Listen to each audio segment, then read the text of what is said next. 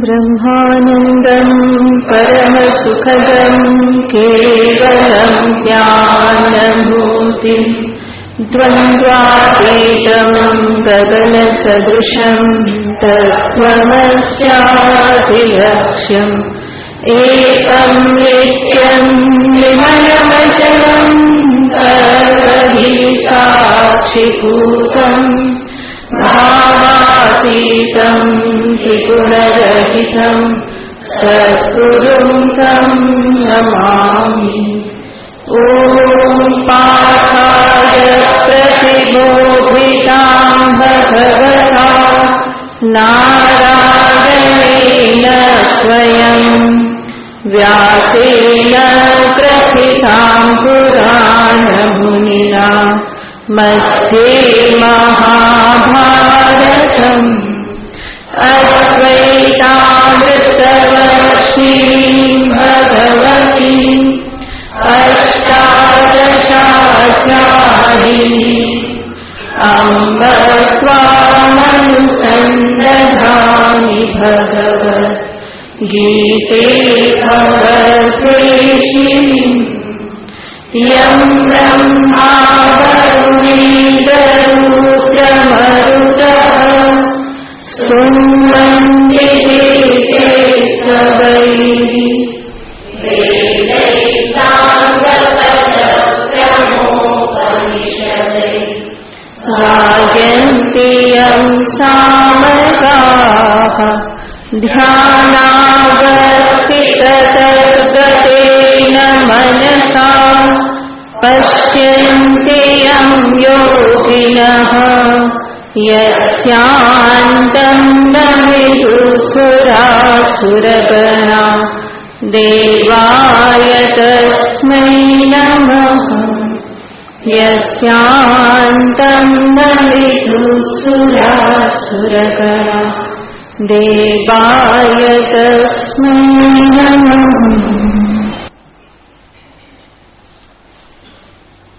श्रीभगवानुवाच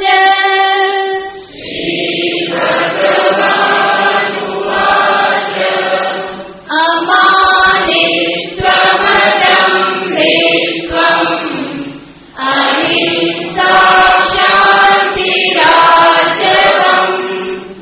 आचार्योपासनं शौचम् स्थैर्यमात्मविनिग्रहः इन्द्रियार्थेषु वैराग्यम् अनहङ्कार एव च जन्ममृत्युजरा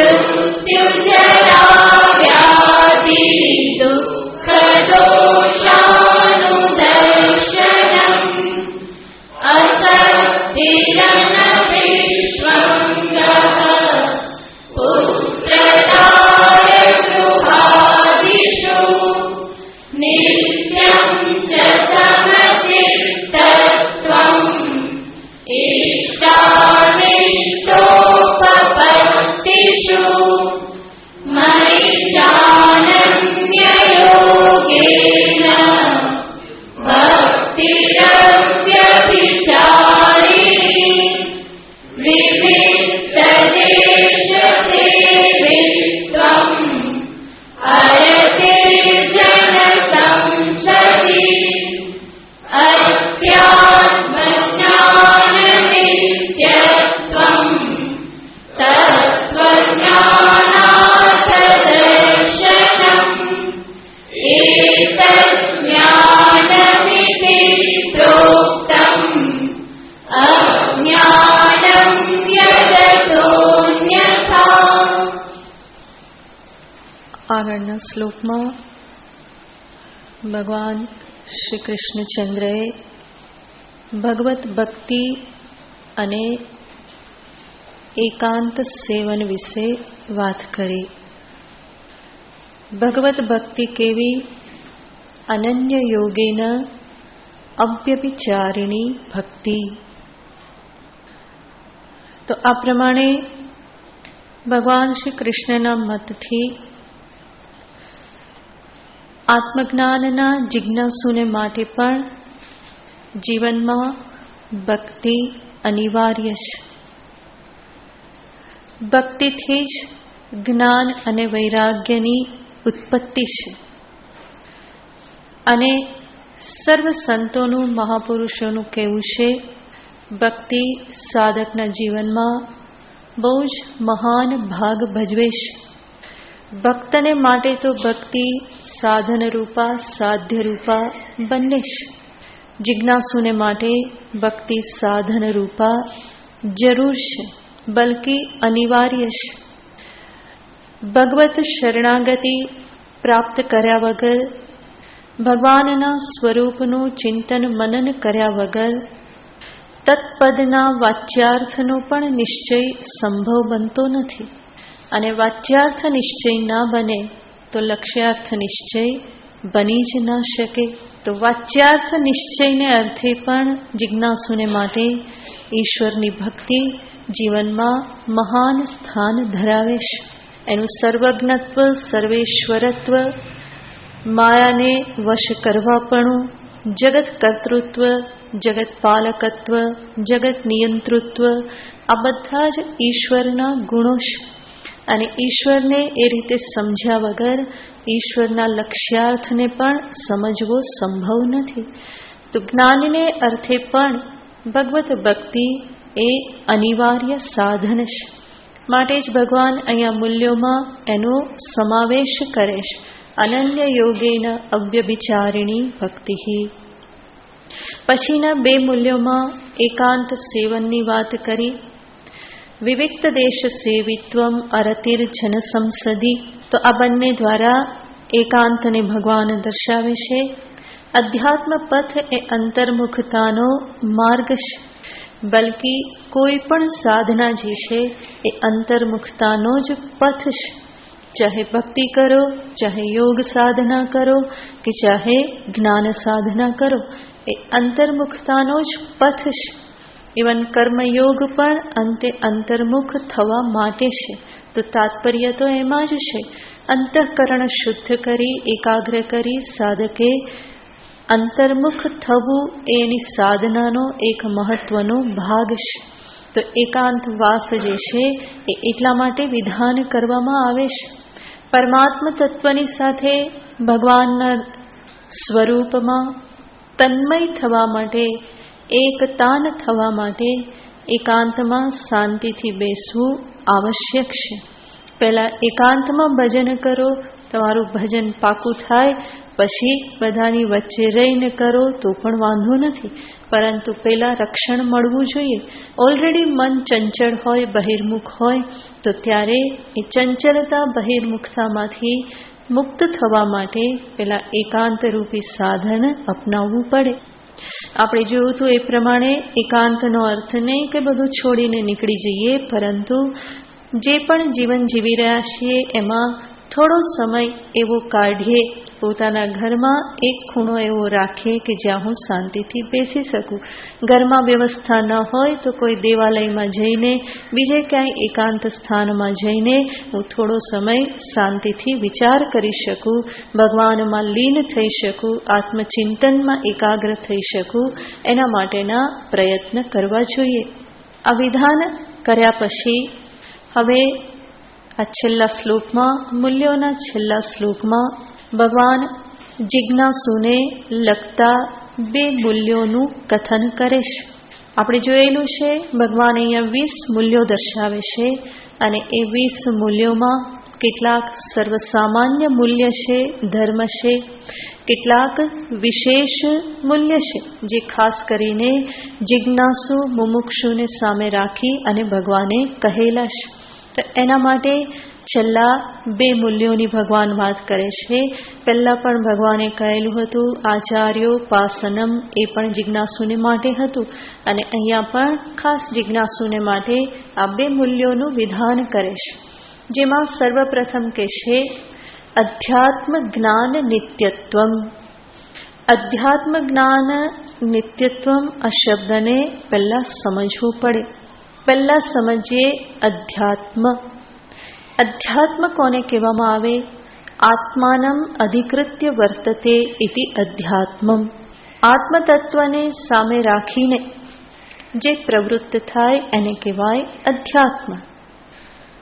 તો સમસ્ત ઉપનિષદ શાસ્ત્ર, વેદાંત શાસ્ત્ર એને અધ્યાત્મ શાસ્ત્ર કહેવામાં આવે છે, કારણ કે એ સર્વમાં આત્મતત્વનો ઉપદેશ છે.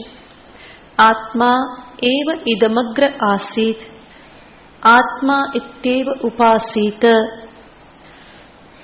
આત્માનમ વિજાનીયાત, આત્મા એવ ઇદમ સર્વમ. તો ઉપનિષદના આવા અનેક વચનો છે કે જે આત્મ સ્વરૂપને સામે રાખીને પ્રવૃત્ત થયેલ છે.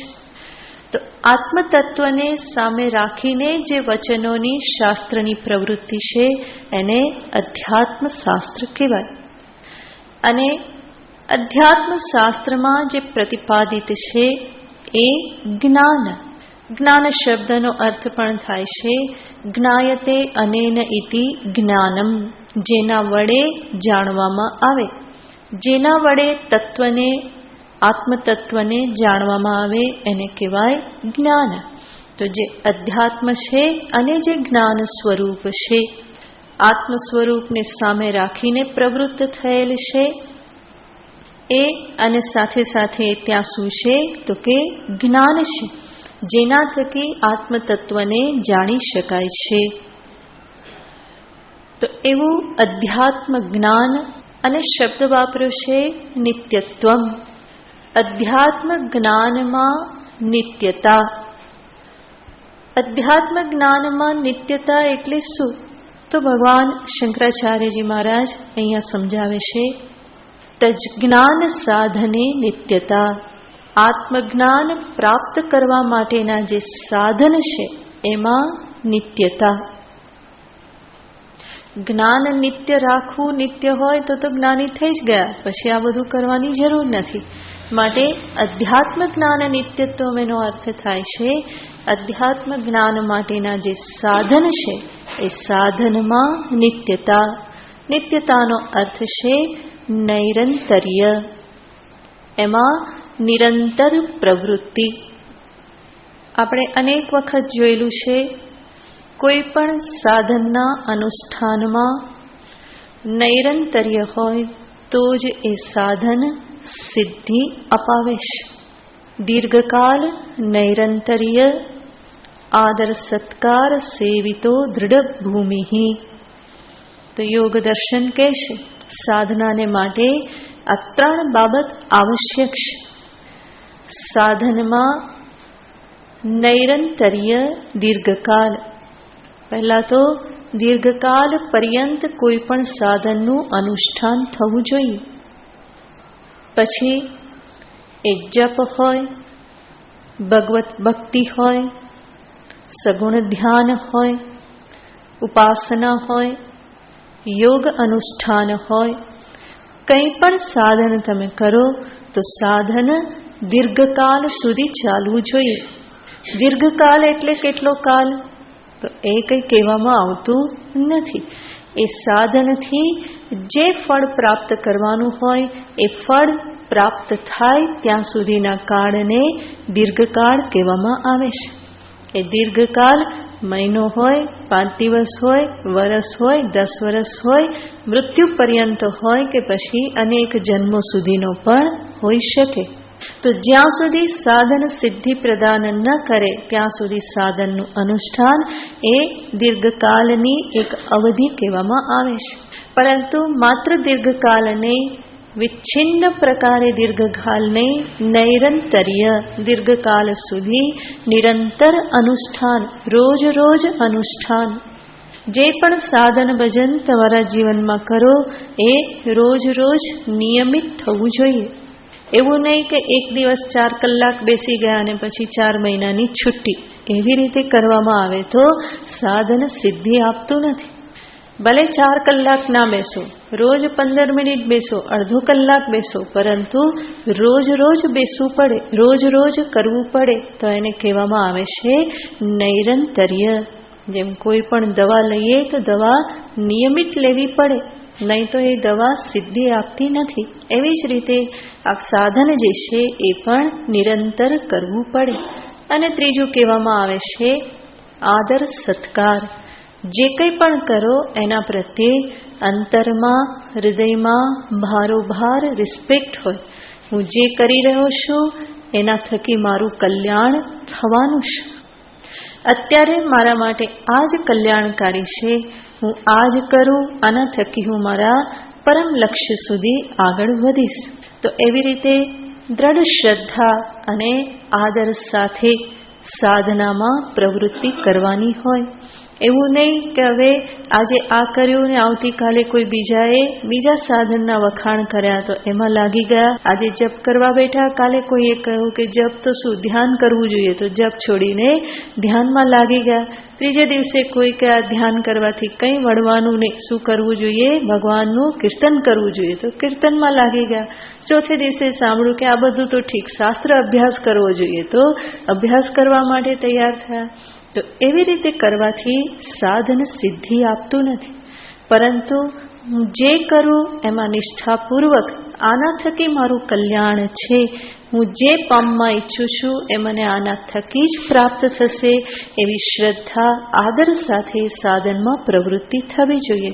તો આ ત્રણ બાબતો હંમેશા સાધન માટે દર્શાવવામાં આવે છે, જેને સાધકે હંમેશા યાદ રાખવી જોઈએ. દીર્ઘકાલ નૈરંતર્ય અને સાધન પ્રત્યે સત્કાર. અહીંયા પણ ભગવાન કહેશે અધ્યાત્મ જ્ઞાન નિત્યત્વમ. તો અધ્યાત્મ જ્ઞાનના સાધનોમાં નિત્યત્વ. અધ્યાત્મ જ્ઞાન, આત્મજ્ઞાન, એના સાધનો કહેવામાં આવે છે શ્રવણ, મનન, નિધિધ્યાસન. શ્રવણ, મનન, નિધિધ્યાસન એ જ્ઞાન માટેના સાધન કહેવામાં આવે છે. ઉપનિષદ શાસ્ત્ર સ્વયં આ સાધનોનું નિરૂપણ કરે છે. બૃહદારણ્યક ઉપનિષદમાં પ્રસંગ આવે છે યાજ્ઞવલ્ક્ય મૈત્રેયી સંવાદ, અને ત્યાં આ વાક્ય કહેવામાં આવેલું છે આત્મા વા અરે દ્રષ્ટવ્ય. આત્માનું દર્શન કરવું જોઈએ. દર્શન કરવું જોઈએ કેવી રીતે થાય, તો એના માટેના પછી સાધન બતાવ્યા છે. આત્મા વારે શ્રોતવ્ય, આત્મા વારે મંતવ્ય, આત્મા વારે નિધિધ્યાસિતવ્ય. તો સ્વયં ઉપનિષદ શાસ્ત્ર આ સાધનોને દર્શાવે છે. શ્રવણ, મનન અને નિધિધ્યાસનમ. જરૂર આ શ્રવણ, મનન, નિધિધ્યાસનની પૂર્વે આગળ બતાવેલા જે પણ મૂલ્યો છે એનું જીવનમાં સ્થાપન એ જરૂરી બની જાય છે. એ મૂલ્યોનું જીવનમાં સ્થાપન થાય એના માટે નિષ્કામ કર્મ, ઉપાસના, યોગ સાધના આ બધું પણ જીવનમાં સ્થાન ધરાવે છે. અને એના માટે એની પૂર્વે જીવનમાં ધર્માચરણ, સદાચરણ આનું પણ સ્થાન છે. તો ધર્માચરણથી પ્રારંભ કરી અને જીવન મુક્તિનો જે આખો પથ જે છે એમાં શાસ્ત્ર અનેક સાધનોનું વિધાન કરે છે. તો શ્રવણ, મનન, નિધિધ્યાસન આ બધા સાધનો પછી આવે છે. કર્મ અનુષ્ઠાનથી અંતરના રાગ દ્વેષની ક્ષીણતા થયેલી હોય. ઉપાસનાથી જે કંઈ પણ રાગ દ્વેષ છે એને ભગવાન સાથે જોડી અને ઉપાસના કરી એને ક્ષીણ કરી અંતે મનની એકાગ્રતા પણ ઉપાસનાથી પ્રાપ્ત થાય છે. યોગ સાધના જે છે એ વૃત્તિઓને શાંત કરવામાં સહાયભૂત થાય છે. તો આત્મતત્વ અત્યંત સૂક્ષ્મ છે અને એ સૂક્ષ્મ તત્વને પકડવા માટે મન શાંત થવું, એમાં શાંતિ, દાંતિ આ બધાની આવશ્યકતા છે. એટલું જ નહીં, વેદાંતમાં જે કહેવામાં આવે છે એક જ અદ્વિતીય અખંડ શુદ્ધ બ્રહ્મ ચૈતન્ય જ પરમ સત્ય છે અને એ પરમાત્મા તત્વમાં ભેદની કોઈ પણ સંભાવના નથી.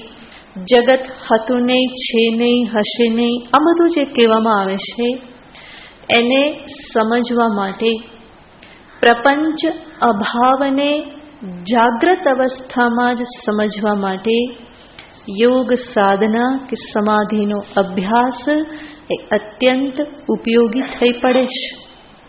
તો આ બધા સાધનોનું આ જીવનમાં મહત્વ છે અને એ બધા સાધનોનું અનુષ્ઠાન કરતા કરતા જ અંતે વિવેક, વૈરાગ્ય, શમદમાદિ ષટક સંપત્તિ અને તીવ્ર મુમુક્ષા અંતરમાં જ્યારે જાગે તો પછી ગુરુ ઉપસદન પૂર્વક, ગુરુ સેવા પૂર્વક શ્રવણ, મનન, નિધિધ્યાસન સંભવ બને. તો આખી વેદાંત સાધનાની પરિપાટી છે, વેદાંત સંપ્રદાયની આ ફોર્મેટ છે. આ સાધકે જાણવી રહી અને એને અનુરૂપ જીવનમાં સાધનોને અપનાવવા રહ્યા. ભગવાન અહીંયા જે વાત કરે છે એ આગળના સાધનોની વાત છે, કારણ કે પૂર્વ ભગવાન બીજા બધા મૂલ્યો કહી ચૂક્યા છે કે જેનાથી વિવેક, વૈરાગ્ય, સમાધિ, સંપત્તિની વાત ભગવાને કરેલી છે.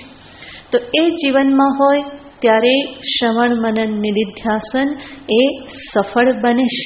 તો અધ્યાત્મ જ્ઞાનમાં નિત્યત્વ એનો અર્થ છે અધ્યાત્મ જ્ઞાન સાધનમાં નિત્યત્વ. ઉપનિષદ સાધન દર્શાવે છે શ્રવણ, મનન, નિધિધ્યાસન. તો શ્રવણનો અર્થ થાય છે, આપણે સામાન્ય રીતે સમજીએ છીએ કે શ્રવણ એટલે શું? તો કે સાંભળવું. માત્ર સાંભળવું એ અર્થમાં શ્રવણ સાધન કહેવામાં આવતું નથી, પરંતુ શ્રવણનો ઘણો વિસ્તૃત અર્થ શાસ્ત્રમાં કરવામાં આવે છે.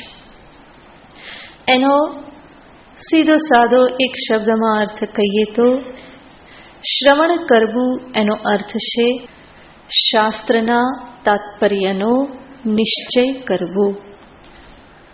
અને અહીંયા પણ ઘણી લાંબી મુસાફરી છે. શાસ્ત્રના તાત્પર્યનો નિશ્ચય કરવો, એ તાત્પર્ય નિશ્ચય કરવા માટે સાધક પ્રવૃત્ત ક્યારે થશે? પહેલા તો પ્રશ્ન એ આવે, કારણ કે સીધો કોઈ તાત્પર્ય નિશ્ચય કરવા માટે પ્રવૃત્ત થઈ જવાનો નથી. જેમ ગમે તે પુસ્તક ઉઠાવીને આપણે કંઈ જોવા ના બેસી જઈએ કે ભાઈ એનું તાત્પર્ય શેમાં છે. તો તાત્પર્ય નિશ્ચય સુધી પહોંચતા પહેલા સાધકે એ નિશ્ચય કરવો પડે છે કે આત્મજ્ઞાનની ઉપલબ્ધિમાં શાસ્ત્ર એ પ્રમાણ છે. અને શાસ્ત્ર પ્રમાણ છે એ નિશ્ચય કરતા પૂર્વે બીજો એક નિશ્ચય કરવો પડે છે, અને એ છે શબ્દ એક પ્રમાણ છે. અને શબ્દ પ્રમાણ છે નિશ્ચય કરતા પહેલા એ સમજવું પડે છે કોઈ પણ જ્ઞાનની પ્રાપ્તિ જ્ઞાન સાધન પ્રમાણથી જ થાય છે. આજની ચર્ચા થોડી વિચાર માંગી લેવી છે. ગંભીર છે, અઘરું નથી, પણ સાથે સાથે ચાલશું તો ખ્યાલ આવશે. ભગવાન કહે છે તો એને બરાબર સમજવું તો પડશે ને. તો સમસ્ત અધ્યાત્મ પથ આપણે જોઈએ છીએ વિવેક વિચારનો પથ છે. અને વિવેક વિચાર પૂર્વક બુદ્ધિમાં એક એક નિશ્ચય કરવા પડે છે. અને આ હકીકત છે, મારી બુદ્ધિમાં નિશ્ચય પ્રાપ્ત કરવા માટે મારે વિચાર કરવો પડે. કોઈની બુદ્ધિમાં થયેલો નિશ્ચય મને કામ લાગે નહીં. જરૂર અન્યની બુદ્ધિમાં થયેલો નિશ્ચય એ મારી સામે પ્રગટ કરી શકે કે એવો નિશ્ચય પ્રાપ્ત કરાવવા માટે મને વિચારનો માર્ગ બતાવી શકે. પરંતુ વિચાર તો કોણે કરવો પડે? મારે પોતાએ જ કરવો પડે. એટલે બૌદ્ધિક આળસ ધરાવનાર વ્યક્તિ આ પથે ચાલી શકતી નથી. તો સર્વપ્રથમ વિચાર ત્યાંથી પ્રારંભ થાય છે. મને જ્ઞાન જોઈએ છે, અધ્યાત્મ જ્ઞાન જોઈએ છે. તો પ્રથમ મારે જાણવું પડે છે કોઈ પણ જ્ઞાનની ઉપલબ્ધિ એના પ્રમાણથી, સાધનથી થાય છે. જેવી રીતે રૂપ જ્ઞાન, આ લાલ, લીલું, કાળું, પીળું છે એવું જ્ઞાન મને શેનાથી થાય છે? ચક્ષુથી થાય છે. ચક્ષુરેન્દ્રિય એ રૂપ જ્ઞાન માટે પ્રમાણ છે. એવી જ રીતે આ વસ્તુ કઠોર છે અને આ વસ્તુ કોમળ છે, મૃદુ છે. આ જ્ઞાન કેવી રીતે થાય છે? સ્પર્શેન્દ્રિય, ત્વગેન્દ્રિયથી થાય છે. તો આ ઇન્દ્રિય જે છે એ આ વિષય જ્ઞાનમાં પ્રમાણ છે. તો કોઈ પણ જ્ઞાન પ્રમાણનો ઉપયોગ કરવાથી પ્રાપ્ત થાય છે. આત્મજ્ઞાન જોઈતું હોય તો એ પણ જ્ઞાન હોવાથી એના માટે પણ શું હોવું જોઈએ?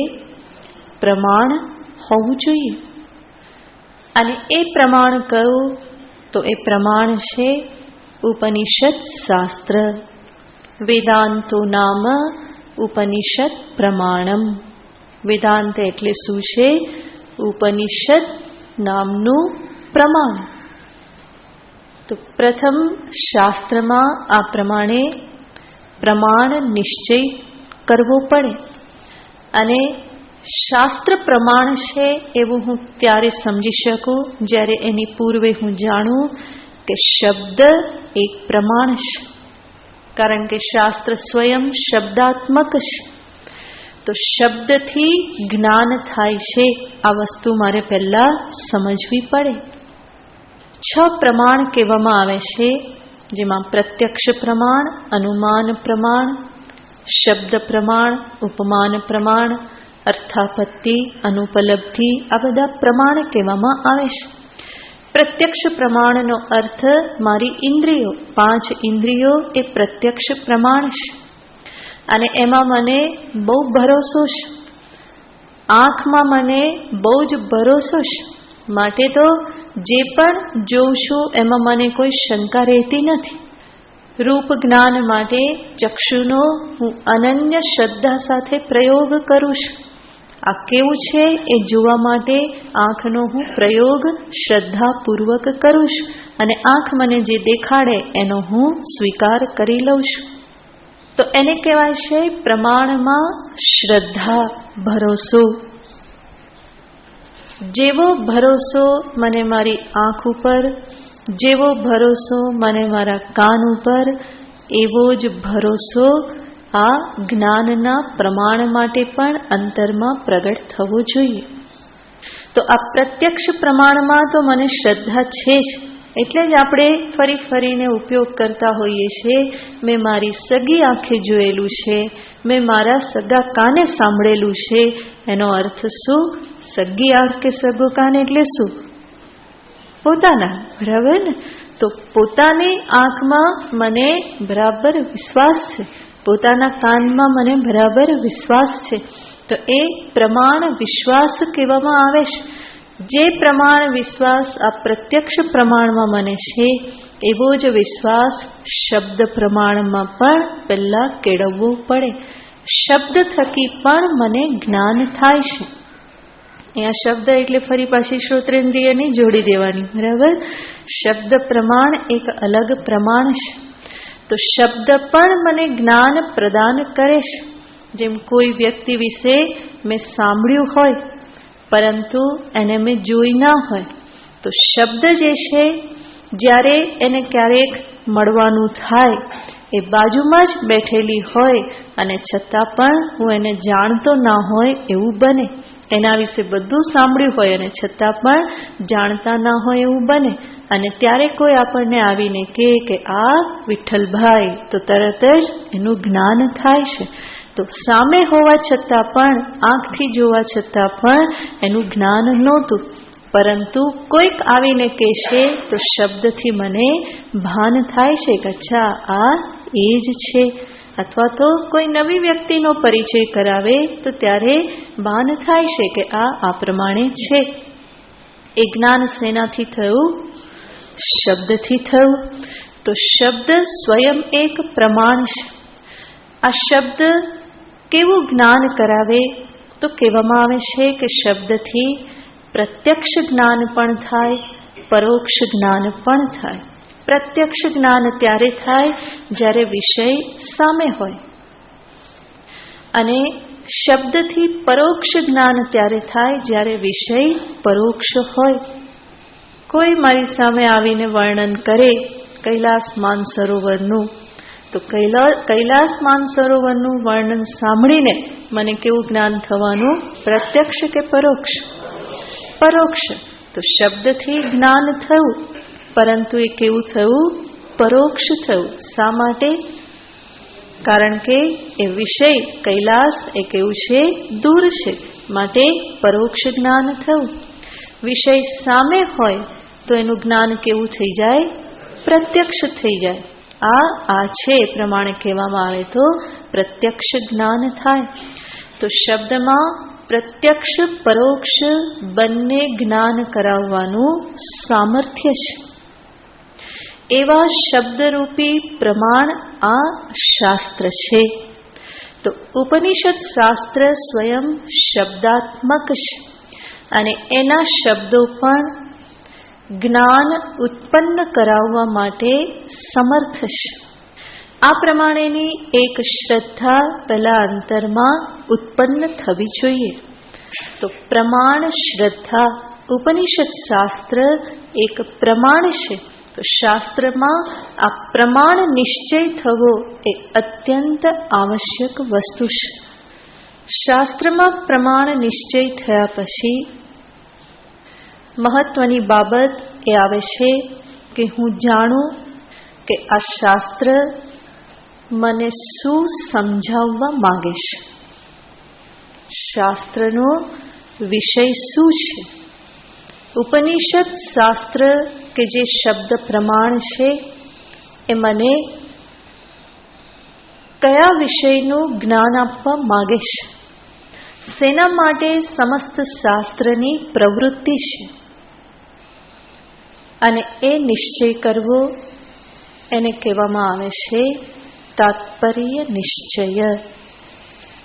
સમસ્ત શાસ્ત્રનું તાત્પર્ય, તત્પરતા કોને બતાવવામાં છે? મને શું ઉપદેશ આપવા માંગે છે?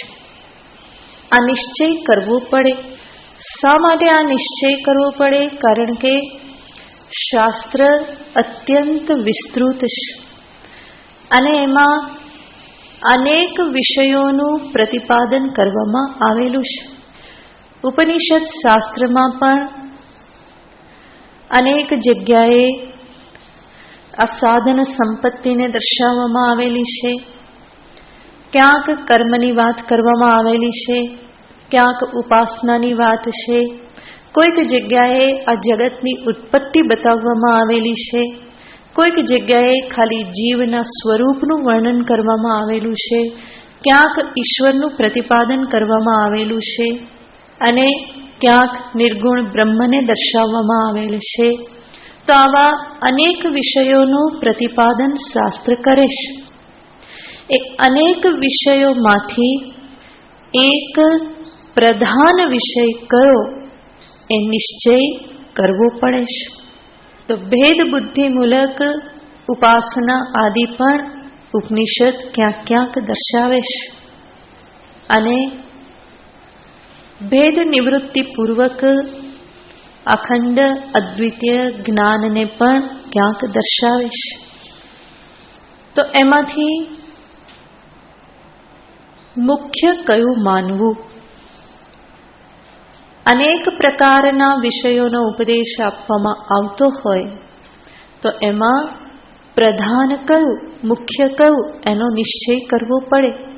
અને એ નિશ્ચયને કહેવામાં આવે છે તાત્પર્ય નિશ્ચય. આ બધું શેના થકી સંભવ બને? ઉપનિષદ શાસ્ત્રના શ્રવણ થકી ફરી ફરીને એનું શ્રવણ કરવામાં આવે અને શ્રોત્રિય બ્રહ્મનિષ્ઠ આચાર્યના મુખેથી શ્રવણ કરવું પડે. જાતે જાતે વાંચવાથી તાત્પર્ય નિશ્ચય થઈ શકતો નથી. માટે જેવી શાસ્ત્ર પ્રમાણમાં શ્રદ્ધા વિશ્વાસ એવા જ શ્રદ્ધા વિશ્વાસ આચાર્યમાં રાખી અને એમના મુખેથી ઉપનિષદ શાસ્ત્રનું શ્રવણ કરવાનું રહેશે.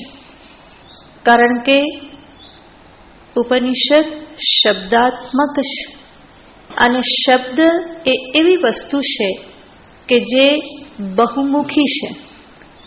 એક શબ્દ શ્રવણ કરવાથી એના ઘણા બધા અર્થ બુદ્ધિમાં ઉપસ્થિત થઈ જાય. એટલું જ નહીં, મારા જ સંસ્કારો રાગદ્વેષના આધારે હું એ શબ્દોના અર્થ કરતો જઉં એવું સંભવ છે. માટે સ્વતંત્ર અભ્યાસ કરી અને તાત્પર્ય નિશ્ચય થઈ શકતો નથી. આચાર્ય મુખેથી અભ્યાસ કરવો પડે છે. એટલા માટે શ્રવણ કહેવામાં આવ્યું છે. નહીં તો વાંચન પઠન કહી દીધું હોત ને. અધ્યાત્મના સાધન શું છે? તો કે પઠન, મનન અને નિધિધ્યાસન. પણ પઠન માત્ર નથી કીધું, કીધેલું છે શ્રવણ. એ ક્યાંકથી શ્રવણ થવું જોઈએ. જાતે એ બુદ્ધિમાં ઘૂસી શકશે નહીં, બલ્કે બુદ્ધિ વધારે મૂંઝાઈ જશે, વધારે ગડબડ થઈ જશે. માટે શાસ્ત્રમાં જેવી શ્રદ્ધા એવી જ શ્રદ્ધા આચાર્યમાં રાખી અને શાસ્ત્રના શબ્દોનું ફરીને આલોડન કરવાનું રહેશે. અને એના માટે જ આચાર્ય ઉપાસના એ વિધાન કરવામાં આવેલું હતું.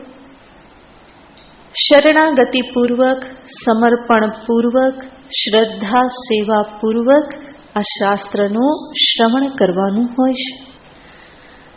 અને એ રીતે શ્રવણ કરવામાં આવે ત્યારે તાત્પર્ય નિશ્ચય સંભવ બને છે. સાથે આ જ શ્રવણ જેમ આગળ વધતું જાય એમ એ આત્મ વિષયક અજ્ઞાનની પણ નિવૃત્તિ કરનારું બને છે. માટે કહેવામાં આવે છે શ્રવણ કેટલી વાર થાય છે? તો કે છે 2 વખત થાય છે. પ્રથમ જે બધું શ્રવણ થાય છે એનાથી તાત્પર્ય નિશ્ચય થાય અને દ્વિતીય શ્રવણથી શું થાય છે? અવિદ્યા નિવૃત્તિ. શ્રવણથી તાત્પર્ય નિશ્ચય થયો એનો અર્થ પ્રમાણ અસંભાવના નિવૃત્ત થઈ જાય છે. આત્મજ્ઞાનને પામવા માટે, પ્રાપ્ત કરવા માટે કોઈ પ્રમાણ છે કે નહીં આવો સંશય જે છે એ દૂર થઈ જાય છે. શ્રવણથી સાધક જાણી લેશે આત્મજ્ઞાનને અર્થે શાસ્ત્ર એ પ્રમાણ છે. શાસ્ત્રનું ગુરુ મુખેથી શ્રવણ કરવું એ પ્રમાણ છે.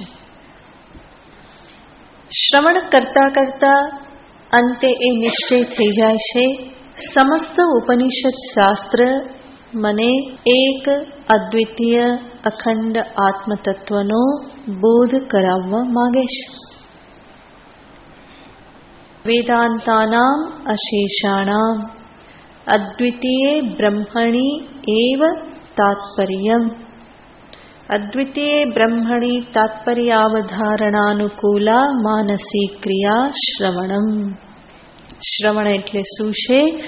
અદ્વિતીય બ્રહ્મમાં જ, જીવ બ્રહ્મ ઐક્યમાં જ સમસ્ત વેદાંત શાસ્ત્રનું તાત્પર્ય છે એવો બુદ્ધિમાં નિશ્ચય કરાવનાર અનુકૂળ ક્રિયા જે છે એને કહેવાય છે શ્રવણ. તો ખ્યાલ આવ્યો કે મને આ ઉપદેશ ઉપનિષદ આપવા માંગે છે.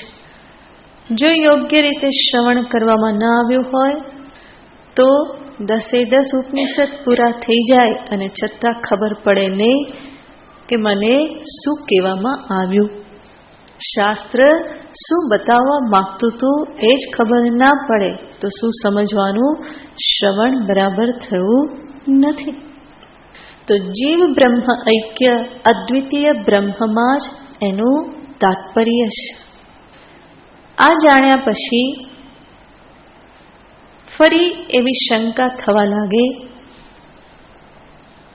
કે ઉપનિષદ પ્રમાણ અદ્વિતીય બ્રહ્મનો બોધ આપે છે, એનો અર્થ શાસ્ત્રનો વિષય શું છે, અદ્વિતીય બ્રહ્મ. શું આવી કોઈ વસ્તુ છે ખરી? જેની વાત કરવામાં આવે છે એ વિષય ખરેખર છે ખરો? કારણ કે ઇન્દ્રિયોથી તો જોવાતો નથી, મનથી તો પ્રાપ્ત કરાતો નથી, કર્મેન્દ્રિય તો કામ લાગતી નથી, જાતે જાતે કંઈ કરી શકાતું નથી. એનો અર્થ શું? અદ્વિતીય બ્રહ્મ જેવું કંઈ હશે નૈવ વાચા ન મનસા પ્રાપ્તુમ શક્યો ન ચક્ષુષા. ગઈકાલે જ આપણે જોયું. તો પ્રમેયના સંદર્ભમાં શંકા થવા લાગે કે શું આવો કોઈ પ્રમેય છે ખરો, વિષય છે ખરો? તો એ પ્રમેય સંશય કે પ્રમેય અસંભાવના મનનથી દૂર થાય છે. સાથે સાથે શ્રવણ કરવાથી જે પણ મેં જાણ્યું હુંના સંદર્ભમાં, જગતના સંદર્ભમાં, જ્યારે સાંભળ્યું, શ્રવણ કર્યું ત્યારે તો બધું બરાબર લાગે છે. જગત અનિત્ય છે, મિથ્યા છે એવું જે કહેવામાં આવે છે, શ્રવણ કાલે બરાબર લાગે છે. જ્યારે મને કહેવામાં આવે છે કે તું દેહ, ઇન્દ્રિય, પ્રાણ, મન, બુદ્ધિ આમાંનું કંઈ નથી, પરંતુ તું કોણ છે? આ ઉપાધિનો સાક્ષી છે, દ્રષ્ટા માત્ર છે. એટલું જ નહીં, તું સાક્ષી ચૈતન્ય માત્ર એક શરીરમાં બદ્ધ નથી, સર્વ શરીરોમાં એક જ આત્મા વ્યાપ્ત છે. આ પ્રમાણેનો ઉપદેશ આપવામાં આવ્યો છે. જ્યારે શ્રવણ કર્યું, સમજાવવામાં આવ્યું તો એ બધું કેવું લાગે છે? બરાબર છે. Okay okay. જ્યારે સાંભળ્યું ત્યારે શું થાય? બરાબર, આવું હોય જ, આવું જ છે, બરાબર. પણ પછી જ્યારે ફરી એના ઉપર એકલા બેસી વિચાર કરવામાં આવે તો બુદ્ધિની કચકચ ચાલુ થઈ જાય છે.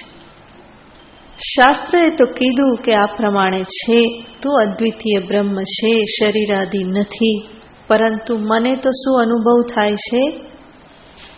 હું તો આ જ છું, આટલો જ છું, જન્મેલો જ છું ને મરવાનું એ તો પાક્કું જ છે. બરાબર. ગીતાજી બરણ કે ન જાયતે મ્રિયતે વા કદાચિત. અને હું કેટલી વાર બોલી જાઉં, અને ખાસ કરીને કોઈના બેસણામાં ગયા હોય આશ્વાસન આપવા માટે કેટલી વાર બોલી નાખ્યું હોય, ન જાયતે મ્રિયતે ન હન્યતે હન્યમાને શરીરે. આ બધું બરાબર, પરંતુ અંદર અંદર શું લાગે છે?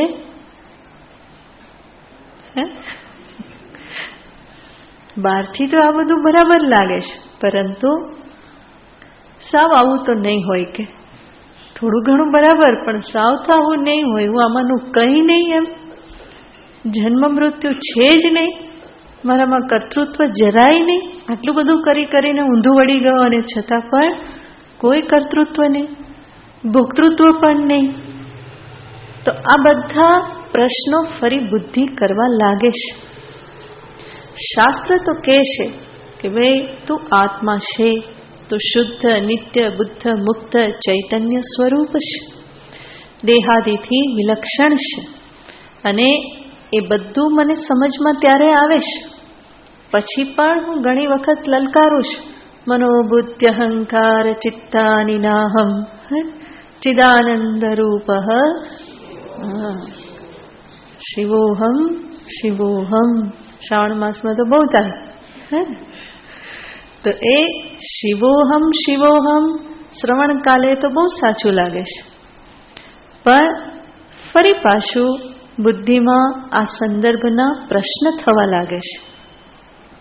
શાસ્ત્ર પ્રમાણ છે વાત સાચી, અને પ્રમાણ જે કહે છે બરાબર, એ જે જ્ઞાન આપે છે બરાબર છે, પરંતુ મારા અનુભવનું શું? મારો અનુભવ આ પ્રમાણેનો છે, શાસ્ત્ર આ પ્રમાણે કહે છે. માનાંતર વિરોધ શંકા, એક પ્રમાણથી આ પ્રમાણે લાગે છે અને બીજા પ્રમાણથી એનાથી જુદું લાગે છે.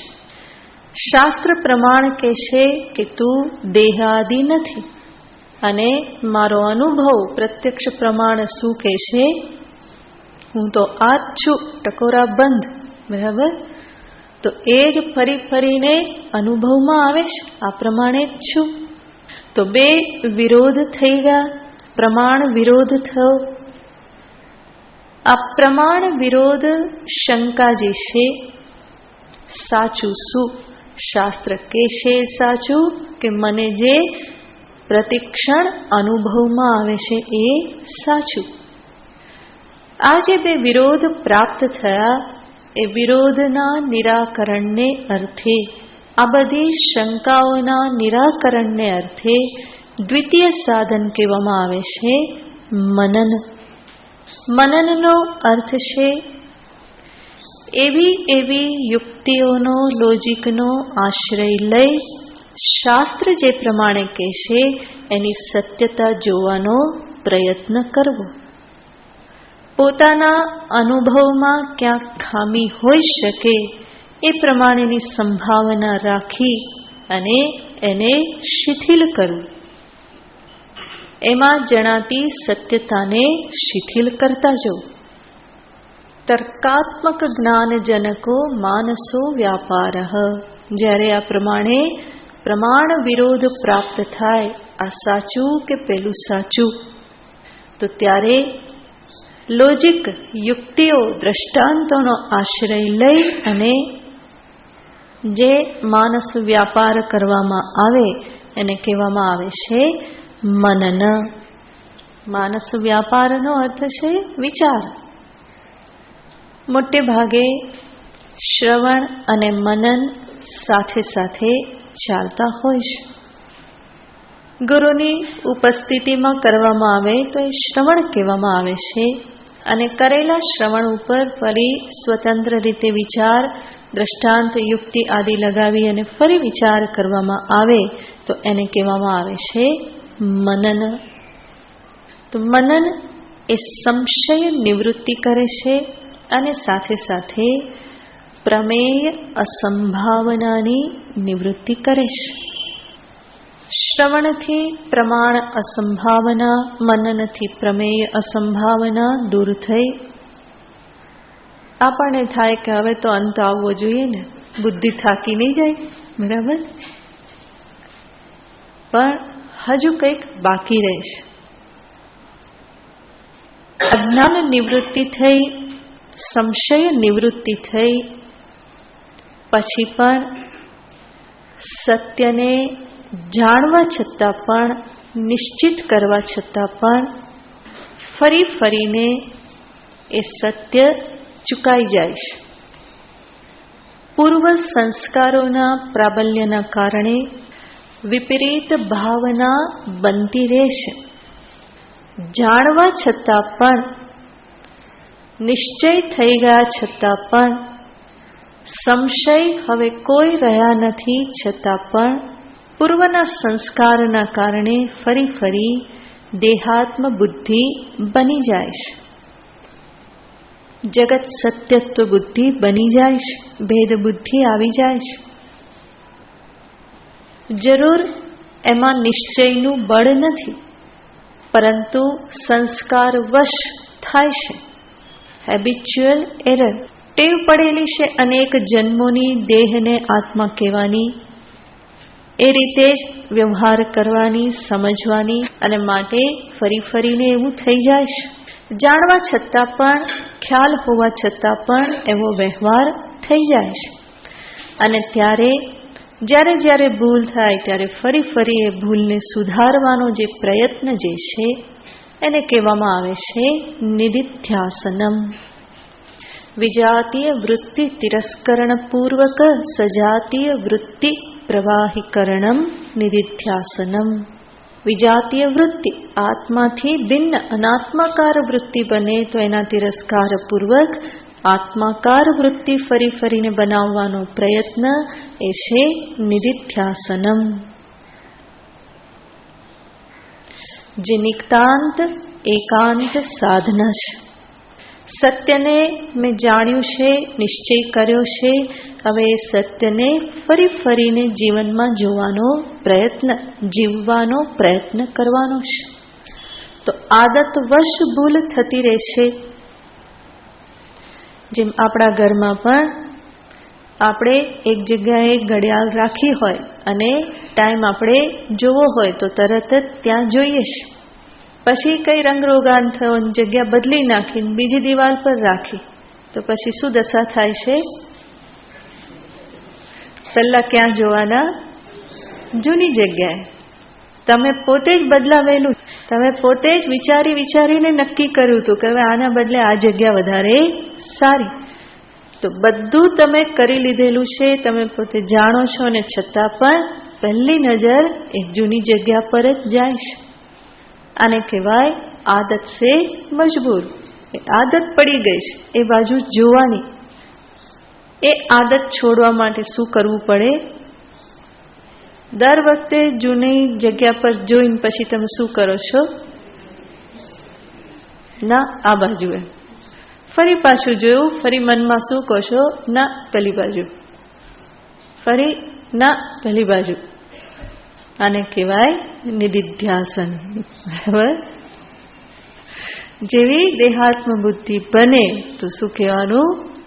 ના અહમ દેહ, નાહમ દેહ, નાહમ ઇન્દ્રિયાણી.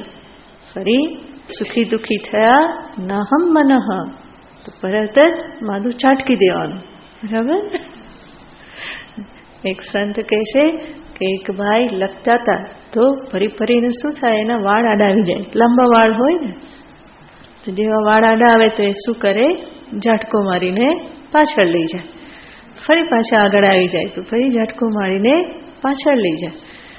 એવી જ રીતે જ્યારે દેહાત્મ બુદ્ધિ બની જાય તો શું કરવાનું? એ ઝાટકો મારવો પડે. તો એ ફરીને એમ કરવાથી જે ધીમે યાદ રહી જાય કે ઘડિયાળ કઈ બાજુ છે. થોડા સમય માટે થાય, પછી એ બાજુ માથું નહીં જાય. પછી સીધું જ ક્યાં જોવાશે? નવી જગ્યા પર. કેમ? કારણ કે પૂર્વના સંસ્કાર આ નવા અભ્યાસથી કેવા થઈ ગયા? એ જતા રહ્યા.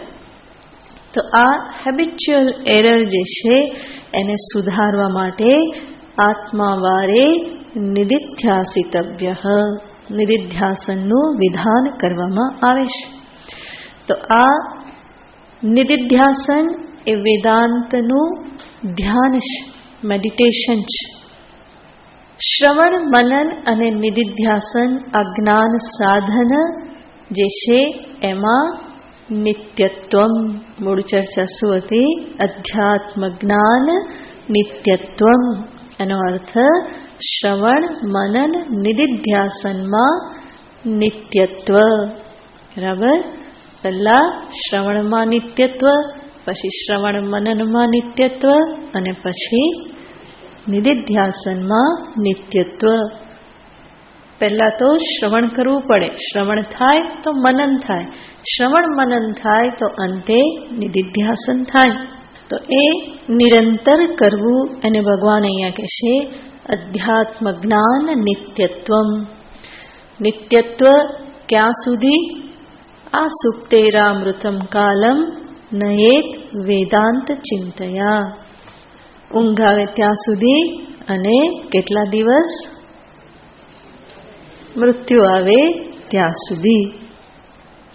તો નૈરંતર્યનું વિધાન અનેક જગ્યાએ શાસ્ત્રમાં કરવામાં આવે છે. ભગવાન પણ જ્યારે જ્યારે વાત કરે છે ભગવાન કૃષ્ણ, ત્યારે હંમેશા નૈરંતર્યને એ દર્શાવે છે. તેષામ સતત યુક્તાનામ ભજતામ પ્રીતિપૂર્વકમ. તો ત્યાં કયો શબ્દ આવ્યો? સતત યુક્તાનામ. અનન્યાશ્ચિંતયંતો મામ યે જનાઃ પર્યુપાસતે તેષામ નિત્યાભિયુક્તાનામ. ત્યાં પણ કયો શબ્દ છે? નિત્ય અભિયુક્તાનામ. મચ્ચિત્તા મદ્ગત પ્રાણાઃ બોધયંત પરસ્પરમ. મારામાં જ જેનું ચિત્ત છે, મારામાં જ જેના પ્રાણ છે, અને પરસ્પર બીજા સાથે મળે તો પણ જે મારી જ વાત કરે છે. તો અનેક વખત ભગવાન કૃષ્ણ આ સાતત્યને ગીતાજીમાં દર્શાવે છે. એને જ અહીંયા નિત્યત્વ શબ્દથી પણ દર્શાવે છે કે અધ્યાત્મ જ્ઞાનમાં આ પ્રમાણે નિત્યતા. આવી અધ્યાત્મ જ્ઞાન સાધનમાં આ નિત્યતા ક્યારે આવે, આવું નૈરંતર્ય ક્યારે પ્રાપ્ત થઈ શકે, એના માટેનો ઉપાય સ્વયં ભગવાન કૃષ્ણચંદ્ર બતાવે છે.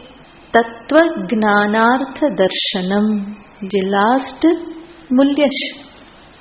એ નિત્યત્વને અર્થે કોની જરૂર છે? તત્વ જ્ઞાનાર્થ દર્શનની આવશ્યકતા છે. તત્વ જ્ઞાનાર્થ દર્શનમનો અર્થ થાય છે તત્વ જ્ઞાન, એનો અર્થ એટલે કે પ્રયોજન, અને એનું ફરી ફરીને દર્શન. સીધા શબ્દોમાં કહીએ તો તત્વજ્ઞાનથી મને શું મળશે એને ફરી ફરીને યાદ કરવું, ફળને ફરી ફરીને યાદ કરવું, એ તત્વજ્ઞાનાર્થ દર્શનમ છે. તો જે ફળ મળવાનું છે એ ફળ માટે તાલાવેલી હોય તો આ સાધન જે છે એ નિરંતર ચાલ્યા કરે. બીજા શબ્દોમાં કહીએ તો સીધા શબ્દમાં તત્વજ્ઞાનાર્થ દર્શનમ એનો અર્થ છે વેલ્યુ ફોર મુમુક્ષુત્વમ, દ્રઢ મોક્ષેચ્છા. જેના વિશે પછી જોઈશું. ઓમ પૂર્ણમદ પૂર્ણમિદં પૂર્ણાત પૂર્ણમુદચ્યતે પૂર્ણસ્ય પૂર્ણમાદાય પૂર્ણમેવાવશિષ્યતે. ઓમ શાંતિ શાંતિ શાંતિ. હરિ ઓમ શ્રી ગુરુભ્યો નમઃ. હરિ ઓમ.